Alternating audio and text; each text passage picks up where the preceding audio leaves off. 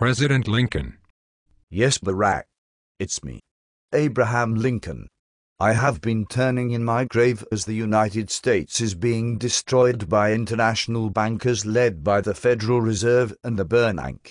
The Bernanke has told me that if the Federal Reserve did not intervene, the euro and all of Europe would collapse, dragging the rest of the world into a deflationary depression. Yes, that is correct. The Bernanke also informed me that the U.S. economy will crash, and if the Federal Reserve engaged in quantitative easing, that the crash would not be as hard as it would be if they did nothing. The Bernanke will tell you anything to prop up European banks and promote the creation of a single world currency that will be exchanged for all other currencies when the entire global monetary system collapses. Is there anything I can do to save this country from a most certain ruin? Cause using massive starvation, suffering, anarchy, avoid World War III and the largest transfer of wealth in the history of the world? Yes, Barack. You claim to admire me as one of the greatest presidents who ever lived. Listen to me very carefully. If you do precisely what I am about to ask you to do, you will go down in history as the greatest president in modern times. If you keep playing political games, you will be known as the president who allowed the greatest nation on earth, the United States of America, to become enslaved by international bankers. Yes, Mr. President. I am listening. On April 12, 1861, the United States was on the brink of collapse. I traveled to New York to apply for loans to fund the defense of the United States. The bankers wanted 24 to 36% interest for the loans. The European bankers desired division of the United States. The Union was on the brink of collapse, and European bankers wanted to divide and enslave the Union for fear we would emancipate ourselves from their control. I had then asked my good friend Colonel Dick Taylor to come up with a solution. This is what Dick told me. Just get Congress to pass a bill authorizing the printing of full legal tender Treasury notes. And pay your soldiers with them and go ahead and win your war with them also.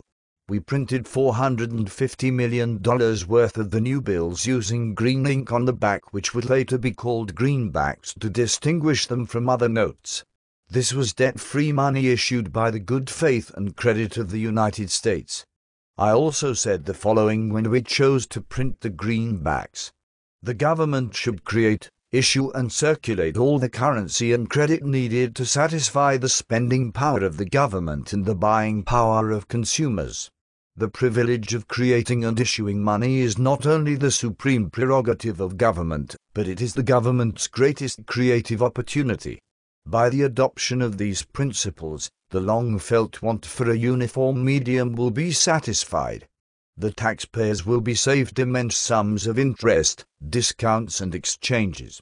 The financing of all public enterprises, the maintenance of stable government and ordered progress, and the conduct of the Treasury will become matters of practical administration. The people can and will be furnished with a currency as safe as their own government. Money will cease to be the master and become the servant of humanity. Democracy will rise superior to the money power. Whoa, dude, that is beautiful. I see how you not only freed African American slaves, but you freed the entire country from the clutches of European bankers. So what would you suggest I do now? Yes, it is only fitting that an African American once again emancipate an entire nation from slavery to international bankers. Here is exactly what you need to do. Invoke the powers granted to you through the Patriot Act, rescind the Federal Reserve Act through executive order. Declare the Federal Reserve financial terrorists. With a coordinated operation, move federal troops into position to seize every Federal Reserve asset. Close the stock market for an entire day, Friday.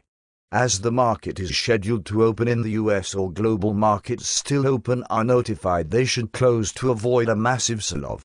US markets are not allowed to open.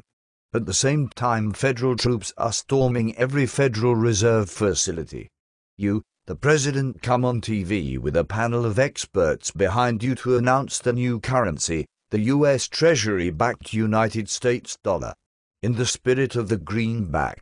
You explained to the world that you had information that led you to believe a crash in the US economy and the largest transfer of wealth in the history of the world was imminent, and to save the vast majority of Americans from losing their life savings and being subjected to war, certain anarchy and starvation, you were forced to take action to seize the right to issue the official currency of the United States.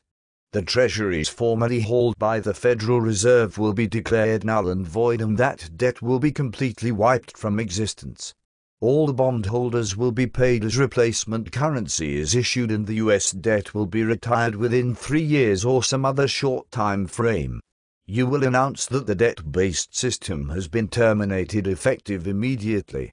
The printing presses of the Federal Reserve are now the property of the United States and will be used to issue the new currency. The Federal Reserve Bank will become the Bank of the United States and will have supreme control over federal banks. Fractional reserve banking will be eliminated. Congress will grant states the ability to issue checkbook money to pay for public projects. All federal, state and local debt will be wiped out in short order. Eventually, Congress will institute a value-added tax and eliminate the federal income tax, further freeing United States citizens to work hard and save their money to secure a brighter future for themselves and their families. The US government will invest in massive infrastructure projects which will spend currency into the global financial system through labor and the purchase of raw materials. The United States, along with individual states, will invest in education and infrastructure and lead the way to global prosperity and peace. Social Security, Medicare, and prescription drug medication entitlements will be fully funded. Now that is change you can't believe in.